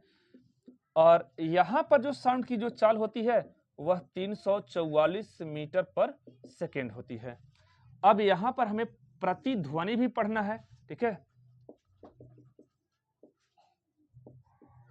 प्रतिध्वनि, अब ये प्रतिध्वनि क्या होता है? बार बार साउंड को टकरा टकरा करके वापस आना प्रतिध्वनि कहलाता है, ठीक है। कई बार ये साउंड इतना अधिक होता है कि साउंड को सुनने में, किसी भी एक पर्टिकुलर साउंड को सुनने में बहुत ज्यादा प्रॉब्लम होता है, तो कुछ साउंड के अवशोषक वाले पदार्थ लगाए जाते हैं और ये साउंड अवशोषक पदार्थ जो है ध्वनि को अवशोषित कर लेते हैं। ध्वनि को अवशोषित कर लेते हैं या तो कभी कारपेट वगैरह जगह जगह पर दीवार के चारों ओर कारपेट लगा दिया जाता है, जिससे कि हमें कोई भी ध्वनि को सुनने में ज्यादा परेशानी ना हो, ठीक है। तो प्रतिध्वनि को कम करने के लिए आप दीवार को खुरदरी कर सकते हैं, दीवार के चारों तरफ कारपेट लगा सकते हैं, ठीक है। और ध्वनि अवशोषक कुछ पदार्थ भी आते हैं, मटेरियल आते हैं, जैसे सेमिनार हॉल वगैरह में इन सारी चीजों को लगाया जाता है, ठीक है। अब एक होता है प्रतिध्वनि। तो प्रतिध्वनि मतलब क्या होता है? प्रतिध्वनि मतलब इको, ठीक है। तो प्यारे बच्चों, इको के केस में और सोनार वाले केस में, इन दोनों केस में जो फॉर्मूला लगता है वो सेम फॉर्मूला लगता है, क्योंकि एक बार जो साउंड डिस्टेंस गई है वही डिस्टेंस फिर से आई है। यहाँ पर भी जब एक खैनी बना रहा था तो एक बार साउंड गई है, एक बार फिर साउंड आई है, तो दोनों टाइम्स में क्या हुआ कि सेम ही डिस्टेंस को कवर कर रही है, इसीलिए speed is equal to 2d upon time का फॉर्मूला यूज होता है। प्रतिध्वनि आप समझ गए होंगे, सोनार के केस भी आप समझ गए होंगे, फॉर्मूला दोनों में सेम ही इस्तेमाल होगा, ठीक है। अब पराध्वनि तरंग का कुछ उपयोग होता है, ठीक है। तो पराध्वनि तरंग का उपयोग देखिए, यहाँ पे पराध्वनि तरंग भेजा जा रहा है, ठीक है। इससे क्या होता है कि आप समुद्र के अंदर गहराई में चीजों को, जो कुछ चट्टान वगैरह होता है या फिर कुछ भारी भरकम चीज नीचे गिर जाता है, तो उसको ढूंढने में ये आसानी से आप ढूंढ सकते हैं। अब इसके अलावे अगर हम कुछ प्यारे बच्चों आपको और कुछ बातें करें, तो पराध्वनि का कुछ और भी उपयोग होता है। पराध्वनि का क्या उपयोग होता है कि जैसे बहुत बड़े स्तर पे पुल और भवनों का निर्माण किया जाता है, तो वो बीच में अगर कहीं पे टूटे हुए हैं लेकिन ऊपर से उसको भर दिया जाता है तो पता नहीं चलता है, लेकिन बीच में अंदर से वो टूटे हुए होते हैं, तब पराध्वनि तरंगे यहाँ से भेजी जाती हैं, और अगर टकरा करके अगर फिर वापस आ गई है तब तो दिक्कत है कि बीच में टूटी हुई है। वरना अगर यहाँ से भेजा गया और फिर वो इस पार से उस पार निकल गई, तो वहां पर संसूचक डिवाइस लगा हुआ होता है, अगर वो डिटेक्ट कर लिया साउंड को तो फिर ठीक ठाक है, ठीक है। और पराध्वनि तरंगों को इस्तेमाल कैसे किया जाता है हम आपको समझा रहे हैं धीरे धीरे सारी बातें, ठीक है। ईसीजी जो होता है, ठीक है, जो हमारे इकाइडोग्राफी वगैरह का जो इस्तेमाल किया जाता है, उसमें हृदय की धड़कन को चारों तरफ मेजर किया जाता है, उसमें भी इसका इस्तेमाल किया जाता है पराध्वनि तरंगों को। और पराध्वनि तरंगों को ऐसे मशीनों में इस्तेमाल किया जाता है जिन्हें हाथ द्वारा सफाई करना बहुत मुश्किल होता है प्यारे बच्चों, वैसी स्थिति में भी इनका पराध्वनि तरंगों का इस्तेमाल किया जाता है, ठीक है। कई बार कपड़े वगैरह, बहुत हार्ड कपड़ा वगैरह कुछ होता है, तो उन्हें भी साफ करने के लिए पानी का इस्तेमाल न करके पराध्वनि तरंग का इस्तेमाल किया जाता है। कई बार पराध्वनि तरंग जैसे कि कुछ छोटे बिल्ली, कुत्ता वगैरह इन ध्वनियों को सुन पाते हैं, जैसे जो नीचे सोते हैं, ठीक है। तो जो नीचे सो पाते हैं उन्हें सुन पाते हैं, क्योंकि पृथ्वी के अंदर में होने वाली कुछ हलचल, जो नेचुरल फेनोमेना जो घटित होने वाली होती है, उनको ये पहले ही पता चल जाता है, इसीलिए वो पहले ही रोने लगते हैं। तो उम्मीद है कि ये बातें भी आपको समझ में आ रही होंगी। अब एक प्रकार का अगर मैं बात करूं, तो यहाँ पर कान का एक छोटा सा टॉपिक आता है, ईयर का। कान का एक छोटा सा टॉपिक आता है, तो कान का जो टॉपिक आता है उसमें कान क्या करता है कि कान एक मशीन है, और यह मशीन जो है प्यारे बच्चों, ठीक है, कि ये ध्वनि को, जो वायु का उच्च दाब और निम्न दाब का जो क्षेत्र उत्पन्न होता है, अर्थात जो कंपन होता है, उसे विद्युत तरंगे में बदल दिया जाता है। विद्युत तरंग में बदल करके इसे मस्तिष्क में तंत्रिका पेशियों द्वारा भेज दिया जाता है, जहां पर इसका समाकलन करके और इन जो तरंग द्वारा, जो कंपन द्वारा जो ध्वनि था, इसका अनुमान लगाया जाता है, ठीक है। तो उम्मीद है कि ये पाठ आपको समझ में आई होंगी। इन पर सवाल कैसे आता है हम मिलेंगे प्यारे बच्चों अगले वीडियो में, तब तक के लिए जय हिंद, जय भारत।